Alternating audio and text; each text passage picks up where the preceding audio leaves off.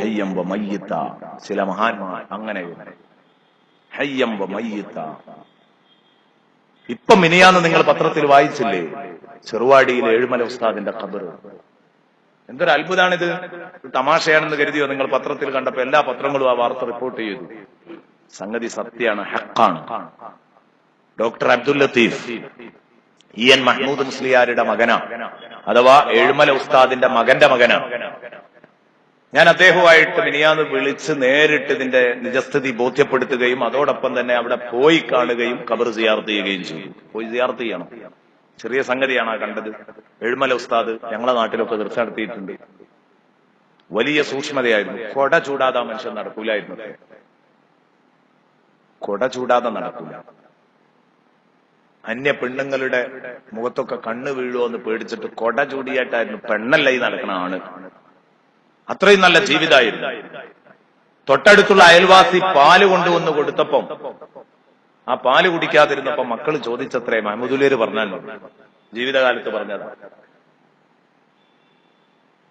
പാല് കൊടുത്തപ്പോ ചോദിച്ചത്രേ, എന്താണിത് നിങ്ങള് പാല് കൊടുത്തപ്പോ വേണ്ടാന്ന് പറഞ്ഞു, എന്താ കുടിക്കാത്തത് എന്ന് മക്കള് ചോദിച്ചപ്പോ പറഞ്ഞു, അവിടുത്തെ വീട്ടുകാര് ആ പശുവിനെ തൊട്ടടുത്ത വീട്ടിലെ തൊടുവിൽ കെട്ടുന്നത് ഞാൻ കണ്ടിട്ടുണ്ട്.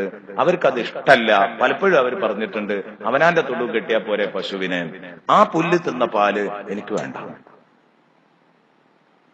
ഇതാണ് ജീവിതം, ഇതാണ് ജീവിതം. ബഹുമാനപ്പെട്ട ഏഴുമല ഉസ്താദ് അങ്ങനെ ജീവിച്ചയാളാണ്. പക്ഷെ 7 മക്കളുണ്ടായി, 5ഉം വിദേഹത്തിലായി. ബഹുമാനപ്പെട്ട പേരോട് ഉസ്താദുമായിട്ട് സംവാദം നടത്തിയ ഇബ്രാഹിം മൗലവി അടക്ക ആ കൂട്ടത്തിലുണ്ട്. അങ്ങനെ ഏതാവട്ടെ, മഹ്മൂദ് മുസ്ലിയാർ മരണപ്പെട്ടു. ഉപ്പാന്റെ തൊട്ടടുത്ത് തന്നെ ഖബറും വന്നു. മഹ്മൂദ് മുസ്ലിയാരും ഹമീദ് മുസ്ലിയാരും ഇവർ രണ്ടാളും സുന്നികളായിട്ടുള്ളത്. നമുക്കിപ്പോ വോയിസ് ക്ലിപ്പിലൂടെ ഒക്കെ പലരും കേട്ടിട്ടുണ്ടാവും. ഞാൻ ചെറുവാടിയായിട്ട് അത്രയും ബന്ധമുള്ള ഒരാളും ഇവരുമായിട്ടൊക്കെ ബന്ധമുണ്ട്. ഏഴുമല ഉസ്താദുമായിട്ട് എനിക്ക് അറിവുള്ള ബന്ധം ഇല്ല, പരിചയമുള്ള ബന്ധമല്ല. കാരണം 21 കൊല്ലം മുമ്പ് മഹാനവറുകൾ വഫാത്തായി. അതിന്റെ എത്ര മുമ്പാണ് നമ്മുടെ നാട്ടിലൊക്കെ നിന്നത്. ഏതായാലും അടുത്ത് കാണാനും പരിചയപ്പെടാനും നമുക്ക് ബോധം വെച്ചിട്ട് തന്നെ മഹാനവറുകൾ ഉണ്ടായിരുന്നു. നമ്മൾ പോകാനും കാണാനൊന്നും കഴിഞ്ഞില്ല. ചെറുപ്പത്തിലെങ്കിലും ഒന്ന് പോയി കാണാമായിരുന്നു, കഴിഞ്ഞിട്ടില്ല. പക്ഷെ കേൾക്കാനും അറിയാനും സാധിച്ചിട്ടുണ്ട്. ഇവരെ മക്കളുമായിട്ട് ബന്ധമുണ്ട്. അപ്പൊ ഈ ഖബർ ഇതിന്റെ തൊട്ടടുത്ത് വന്നു മഹ്മൂദ് മുസ്ലിയാരുടെ. അയാൾ ഒരു പ്രസ്ഥാന ബന്ധുവാണ്, നല്ല വഅദ് പറഞ്ഞിരുന്ന ഒരു ഉസ്താദാണ്, നല്ല ഇഖ്ലാസുള്ള ഒരു മനുഷ്യരായിരുന്നു. ഈ നിലക്ക് എപ്പോഴും അവിടെ സിയാറത്തും കാര്യങ്ങളും ഒക്കെ ആയി. തൊട്ടടുത്ത് വാപ്പ കിടക്കുന്നുണ്ട്. വാപ്പ ഏത് ചെയ്തു, കുറച്ച് കാലപ്പഴക്കം ചെന്നതുകൊണ്ടും അങ്ങനെ ജനങ്ങളുടെ ഇടയിൽ അറിയപ്പെടാത്തത് കൊണ്ടും അത് അറിയുന്നവർക്ക് മാത്രമേ അറിയൂ. ചുരുക്കി പറയാ, ഈ ഖബർ ഒരല്പം നീണ്ടു. വാപ്പയുടെ ഖബർ, ഏഴുമല ഉസ്താദിന്റെ ഖബർ നീണ്ടു. ഇതാണ് നിങ്ങൾ പത്രത്തിൽ വായിച്ചത്. ഇത് നീണ്ടപ്പം ഡോക്ടർ അബ്ദുൽ ലത്തീഫ്, മെഡിക്കൽ കോളേജിലെ ഡോക്ടറാ, EN അബ്ദുൽ ലത്തീഫ്, അദ്ദേഹം ഈ ഖബറിന് ഒന്നത് ഇടിഞ്ഞു പൊളിഞ്ഞു പോകാതിരിക്കാൻ വേണ്ടി ഒരല്പ സിമന്റ് ഈ ഖബറിൽ ഇടിച്ചു. കമ്മിറ്റിക്കാരുടെ സമ്മതത്തോടുകൂടെ ചെലവ് നിങ്ങൾ എടുക്കുകയാണെങ്കിൽ ഇട്ടോന്ന് പറഞ്ഞു. അവര് ചെലവ് അദ്ദേഹം കൊടുത്തു, ഇട്ടു. ഇട്ടപ്പോ ഈ ഖബറിന് അസാധാരണ നീളം. അപ്പോഴാ ശ്രദ്ധയിൽപ്പെട്ടത്. അപ്പൊ പറഞ്ഞു, ഈ ഖബർ ഒരുപാട് നീളമുണ്ട്. ഈ പുറത്തുള്ള മക്കള് പറഞ്ഞു, ഞങ്ങളെ വാപ്പാനെ അവഹേളിക്കലാണത്. വാപ്പാന്റെ ഖബർ 6.5 ഉണ്ടാവാൻ പറ്റുള്ളൂ അടി നീളം, അതിലപ്പുറം ഇല്ല. അന്ന് തൊട്ടടുത്ത ദിവസം വരെ ഇവര് കണ്ടതാണ്. ജ്യേഷ്ഠനെ ഖബറടക്കുന്ന സമയത്തും ഇവര് കണ്ടതാണ്. അപ്പൊ എന്തിനു ഇതിന്റെ അപ്പുറത്തേക്ക് നീളല്ല. ഇപ്പൊ അവരതിനെതിരെ പോസ്റ്റുകളൊക്കെ ഇട്ടിട്ടുണ്ട്. ഇന്നലെ ഡോക്ടർ എനിക്ക് പള്ളി കമ്മിറ്റിക്ക് കൊടുത്ത ലെറ്റർ എന്റെ വാട്സപ്പിലേക്ക് ഇട്ടു, ഞാനത് കണ്ടു. ആ ലെറ്ററിലുള്ളത് ഇത്രേ ഉള്ളൂ നീളം, ബാക്കിയുള്ളത് ആരോ ഉണ്ടാക്കിയതാണ്. കാരണം അവർ സംശയിക്കുന്നത് ഡോക്ടർ അബ്ദുൽ ലത്തീഫിനെ ആയിരിക്കാം. കാരണം ഇത് മീസാങ്കല്ല് പറിച്ചിട്ട് അപ്പുറത്തേക്ക് വെച്ചിട്ടത് അങ്ങോട്ട് വാപ്പാക്കിനെ ഒരു കറാമത്തുള്ള ആളാക്കാനുള്ള ശ്രമമാണ്. അത് നടക്കൂല. അങ്ങനെ പള്ളി കമ്മിറ്റിക്ക് ഔദ്യോഗികമായിട്ട് എഴുത്തു കൊടുത്തു. വസ്തുനിഷ്ഠമായ അന്വേഷണം വേണമെന്ന് പറഞ്ഞു. ആ അന്വേഷണം എങ്ങനെ വേണം, പ്രശ്നമാക്കണ്ട, നമ്മൾ കുടുംബ മീറ്റിംഗിൽ തീരുമാനിക്കാമെന്ന് പറഞ്ഞു.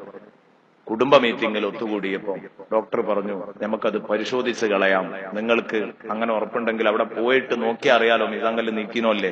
അപ്പൊ ഇവര് പറഞ്ഞു, അങ്ങനെ ചെറിയ പരിശോധനക്കൊന്നും പറ്റൂല, മണ്ണ് നീക്കി പരിശോധിക്കണം, ഖബർ മാന്തൽ ഹറാമാണ്, മനസ്സിലാക്കണം. പക്ഷെ ഈ ഒരു വഷളത്തരത്തിന് മുതിരാണ്. പക്ഷെ അവിടുത്തെ സുന്നികളുടെ ഈമാൻ ഉറച്ചുപ്പതുകൊണ്ട് അങ്ങനെയാണ്. വന്നപ്പോ കുഴിയനുണ്ട് അവിടെ, ഖബർ കുഴിക്കുന്ന ആള്.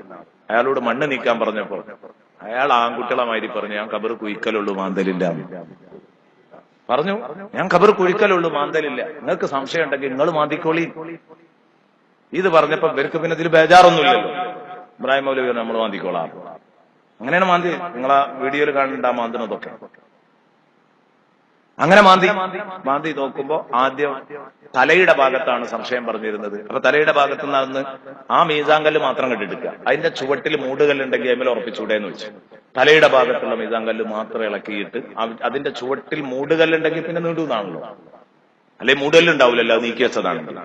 അപ്പൊ ഇവരിത്ര ധൈര്യമായിട്ട് പറഞ്ഞപ്പോ ഇവർക്ക് തോന്നി കാലാണോ നീട്ടിയത്. അങ്ങനെ ഉണ്ടല്ലോ, കാരണം തലന്റെ ഭാഗത്ത് മാന്തിക്കൊള്ളി ധൈര്യമാണ് കൊടുത്തപ്പോ കാലാണ്. അപ്പൊ തല മാത്രം പോരാ, തലയും മറ്റും നോക്കണം. കാരണം ഒരു സംശയം കുടുങ്ങിയതാണ്, ആ വർത്താനത്ത് കുടുങ്ങിയ സംശയം. അങ്ങനെ എന്ത് ചെയ്തു, ഇത് നോക്കിയപ്പോ തലയുടെ ഭാഗത്ത് നോക്കിയപ്പോ നിസാങ്കല്ലുണ്ട്. ആ നിസാങ്കല്ലിന്റെ ചുവട്ടിൽ മൂടുകല്ലുണ്ട്. അപ്പുറത്ത് നോക്കി അവിടെയുണ്ട്.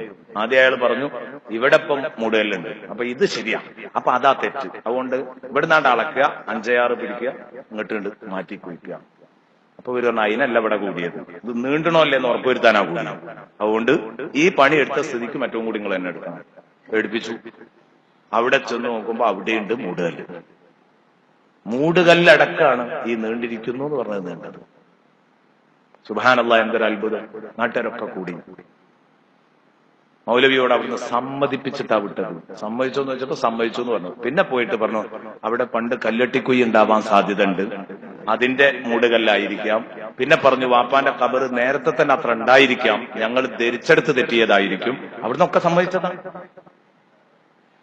എന്താ പറയുന്നത് എന്ന് പറഞ്ഞാൽ നേരിട്ട് കൺമുമ്പിലാണ് കണ്ട. അല്ലെങ്കിലും അള്ളാന്റെ റസൂലിനെ കണ്ടിട്ട് അബൂജഹൽ നന്നായിട്ടില്ല, അല്ലെ? റസൂലുള്ളാനെ നേരിട്ട് കണ്ടിട്ട് അബൂജഹൽ നന്നായിട്ടില്ല.